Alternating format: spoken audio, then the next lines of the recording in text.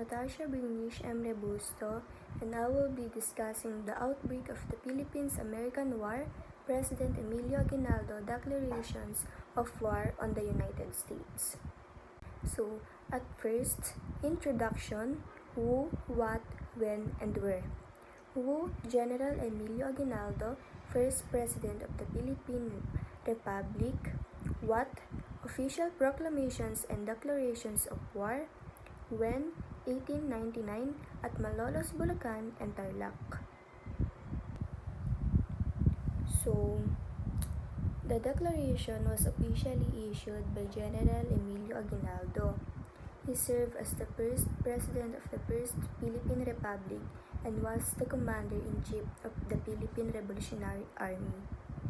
So, as the highest leader of the young nation, it was his duty and responsibility to address the threat posed by foreign forces and to rally the Filipino people together in defense of their hard-won independence. So, this event refers to the official proclamations and declaration of war formally announced against the United States. Through these documents, Aguinaldo officially declared that a state of war existed between the Philippine Republic and the United States. So, this was not merely a call to fight, but a formal statement that the country was being invaded and that every Filipino had the right and duty to prevent their sovereignty, freedom, and homes against the American forces who had replaced the Spanish colonizers. So, the conflict officially began and the declarations were issued in the year 1899. Specifically, following the shooting incident in Manila on February 4, 1899, President Emilio made urgent proclamations to mobilize the troops. This marked the official beginning of what history records as the Philippine-American War, a struggle that would last for several years. So, the declarations were originally issued in Malolos, Bulacan, which was the capital of the First Philippine Republic and the seat of the revolutionary government at that time. So, as the war progressed and American forces advanced, the Philippine government was forced to regulate. So, how it all started. At first, Filipinos and Americans were actually close allies, bound together by the same goal of freeing our country from more than 300 years of Spanish colonial rule. We fought side by side, supported one another, and worked as one to defeat the Spanish forces that had oppressed our land for generations. So, back then, it felt like we had found a true partner that would help us achieve the independence we had long dreamed of and fought so hard for. But the moment Spain was finally defeated and the war came to a close, everything changed completely, and the unity we once had turned into deep betrayal. Even though Filipinos and Americans stood as allies throughout the fight against Spain, the conflict ended with the signing of the Treaty of Paris in 1898. This agreement was made slowly between the Spanish and American governments, without any regard for the Filipino people who had sacrificed so much of their blood and effort for our freedom. In that treaty, Spain ceded or sold the entire Philippines to the United States for $20 million, a transaction that decided that the fate of our entire nation without even asking for our opinion, consent, or representation. So instead of granting us the independence we rightfully deserve, President William McKinley's benevolent assimilation proclamations laid bare Americans' true intentions. So it made it clear that the United States did not come to liberate us, but to take control, govern, and rule over our country as their own colony. Good day everyone, my name is Romy Correg. Now, I will explain the trigger event. The trigger event happened on February 4, 1899. A shooting incident took place in Santa Mesa, Manila between American and Filipino soldiers. What started as a small gunfight quickly spread into a bigger battles in different areas. Because of this, fighting between the two sides officially began, and there was no more chance to peace. So this forced Emilio Aguinaldo to officially declare that the war between the Philippines and United States had started, known as the Philippine-American War. So this is what the document said. Protest against American occupation and the statement that says we have been betrayed and a warning saying that the government will not tolerate violent seizure of land and then held the US responsible for any bloodshed if they force entry.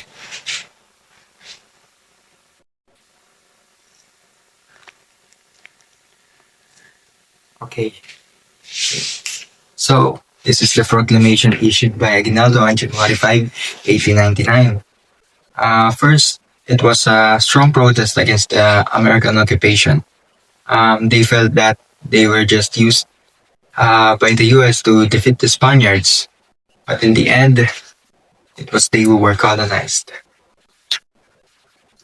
And because of this, Aguinaldo stated himself that we have been betrayed because they thought America was an ally, but it turned out that they were not.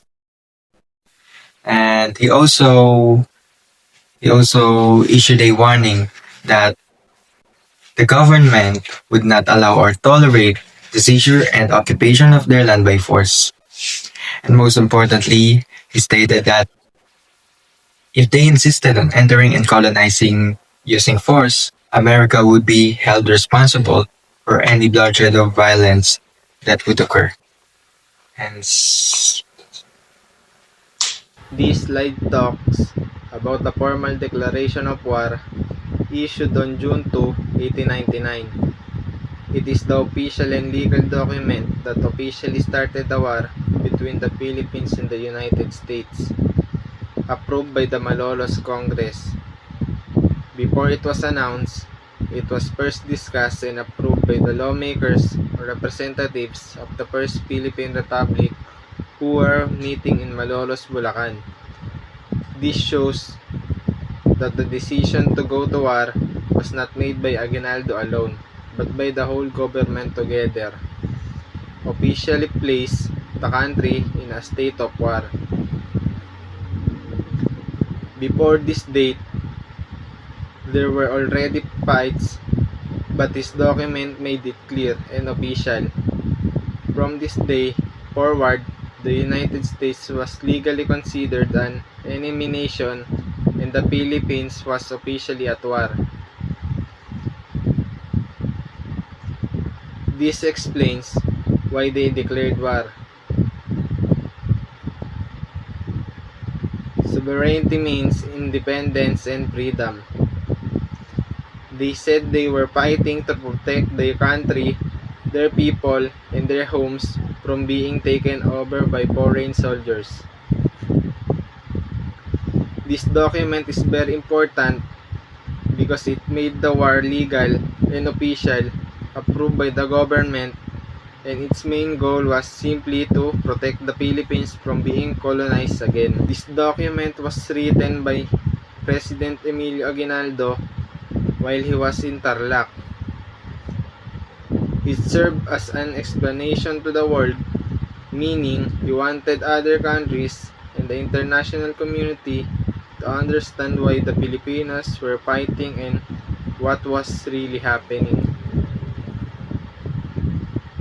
1. Recounted history of cooperation and betrayal. He reminded everyone that at first Filipinos and Americans worked together to defeat the Spaniards. However, instead of helping us gain freedom, the Americans turned against us and took over the country. He explained that this was a betrayal of trust. 2. Accused Americans of atrocities. He exposed the cruel acts and violence committed by American soldiers against Filipino people and soldiers. He wanted the world to know that the Americans were not bringing civilization or peace, but instead were causing suffering and destruction. 3. Affirmed Filipinos' desire for freedom and independence. He clearly stated that no matter how hard the war was or how strong our enemy was, the Filipinos would never give up. He emphasized that the Filipino people were determined to fight until they achieved true liberty and were recognized as a free and independent nation. Bias. Pro-Filipino nationalism bias. So now, I will explain why all of these are considered bias. So number one, the document was written from the perspective of the defending nation. So this is bias because it only shows the Filipino side and leaves out the American's perspective, make it one-sided. So next, number two, it portrayed the Filipino as victim of imperialism and betrayal. So this is bias because it focuses only on Filipino suffering and ignore other possible viewpoints or context. Number three, it painted the Americans as aggressors and oppressors. So this is biased because it presents Americans only as bad or oppressive without showing their side of the situations. So last, the language was emotional to inspire patriotism and unity among Filipinos. So this is biased because it's use emotional word to fluent feelings instead of presenting purely objective facts.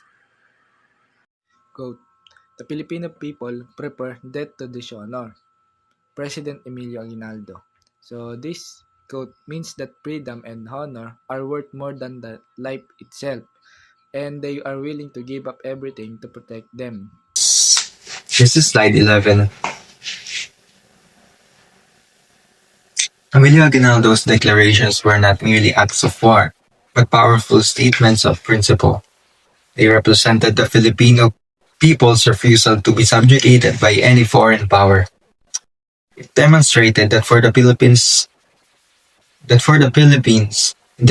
independence was a natural right that could not be bought, sold, or taken away by treaties. Looking back, this teaches us the value of defending our sovereignty and national dignity. It shows that true freedom is worth fighting for, even against overwhelming odds.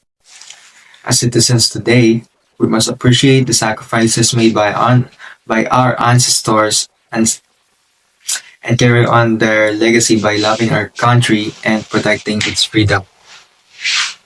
Um,